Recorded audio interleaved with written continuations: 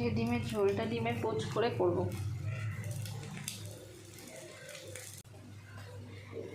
সেদ্ধ করে রেখেছি আলু, আদা রসুনের পেস্ট, কাঁচা লঙ্কাও আছে, পেঁয়াজ কেটে রেখেছি। দুটো ডিমের দিয়ে করবো। দুটো ডিমের একটা পোচ হয়েছে, একটা পোচ হয়নি, এমনি অমলেট হয়ে গেছে। তেলের উপরে দিয়েছি গোটা জিরে, দিচ্ছি তেজপাতা, আর দিচ্ছি একটা এলাচ।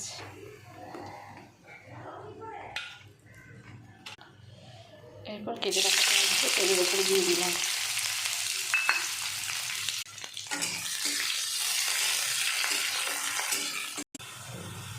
দিয়ে দিলাম সেদ্ধ আলুগুলো।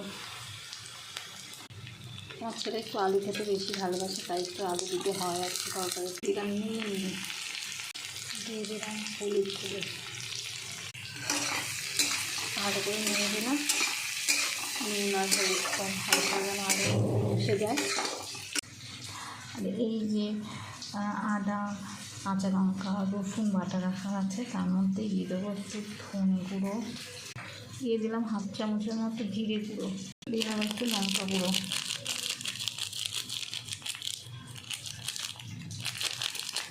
আর এটা দিলাম একটু মালটার গরম মশলা, একেবারে দিয়ে দিলাম। আলুগুলো ভাজা ভাজা হয়ে গেছে, আলু পেঁয়াজ। এবার সে রাখা মশলাটা দিয়ে দিলাম। দিয়ে দিলাম একটু চিনি, ভালো করে নাড়িয়ে ছাড়িয়ে দিলাম।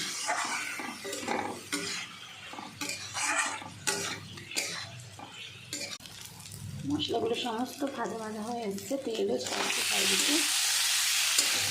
এই সময় দিয়ে দেবো জলটা। ঝোলটা যখন ফুটছে তখনই তেজপাতাটা তুলে দিলাম, এলাচটাও তুলে ফেললাম। এবার ডিমগুলো দিয়ে দেবো।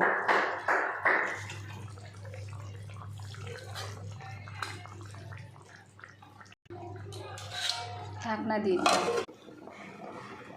কমপ্লিট হয়ে গেল আলু দিয়ে ডিমের একটা কারি। ভাবলাম ঝোল বানাবো, কিন্তু ডিমের ঝোল করতে গিয়ে ডিমের কারি করে ফেললাম আলু দিয়ে।